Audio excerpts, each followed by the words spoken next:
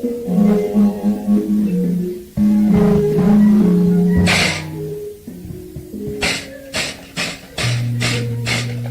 kungkir sebelah nggih. Apa, Mak? Kowe kuwi ora kurang suwe nggonmu Suwita Praja.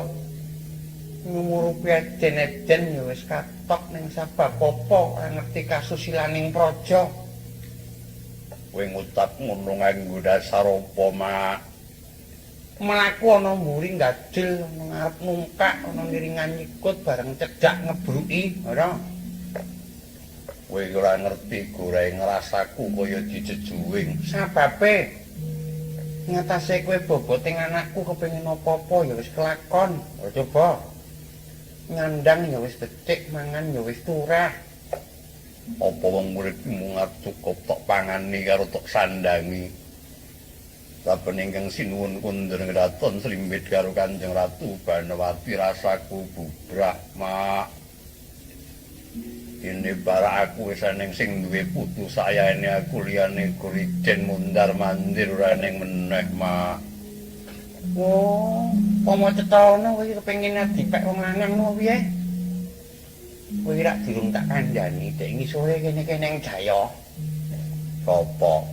Bocahe ngene. Nyambute gawe cukup, belanjane akeh. Isih Joko tur bagus. Ngono. Ora cacat. Ora, cacate mung sepele ayan, ora sepira to.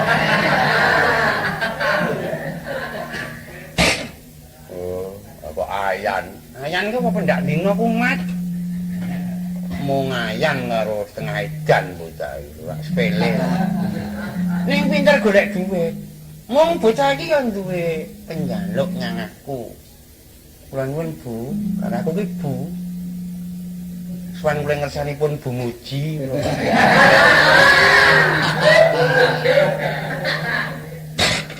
Jenengmu bocah iki sapa to? Jenengku bocah iki rak mujizat to.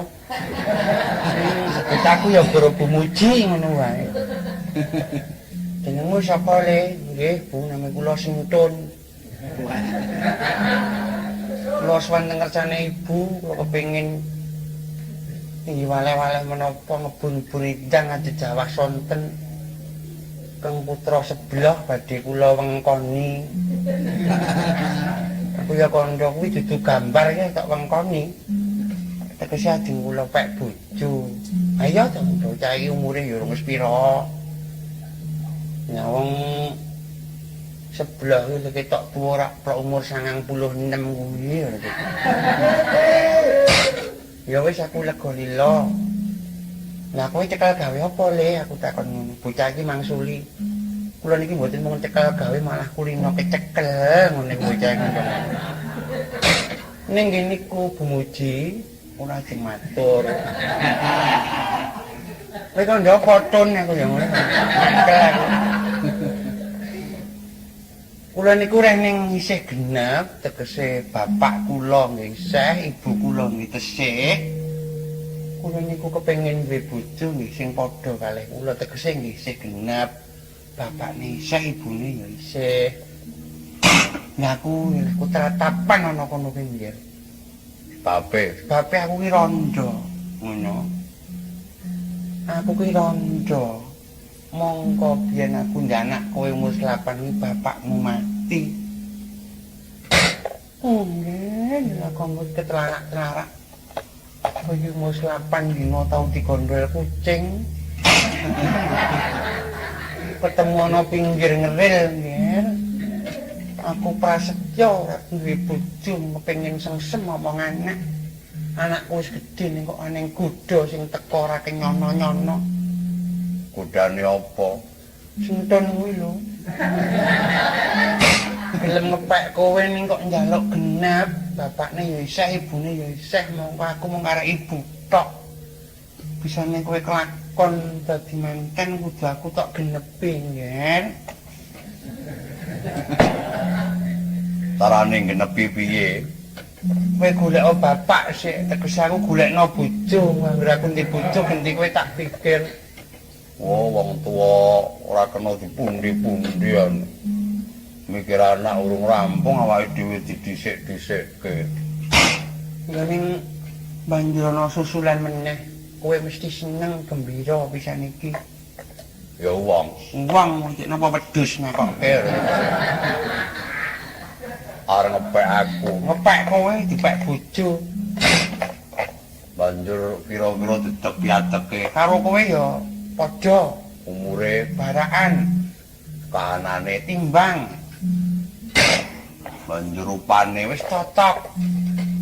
Wis tak ngenteni apa mak saiki uga aku dhaupno ning ya kuwi piye wong iki kudu tok biantu carane nyambut gawe apa pangkate munggah terus kok nggih lha ya malah wong pinter kok nyambut gawe pinter iku ya ngono kuwi tarik kudu pangkate munggah terus kok lurah dudu apa wong deres degan kae lho nggih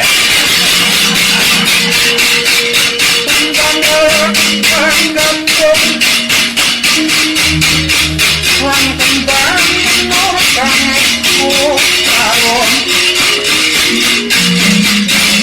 ngoyot-oyotan hatiku semua ngambar-ambar kukus sing tupa kumon kaon ati meka kang membo Bathara kang membo Bathara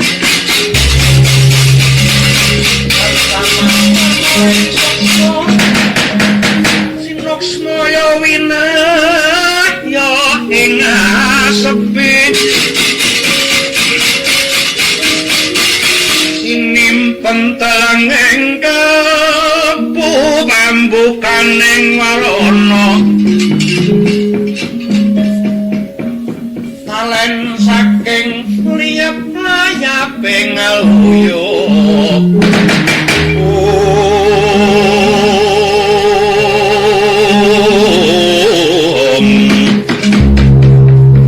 benda pesating supena sumusuping rasa jati Prabu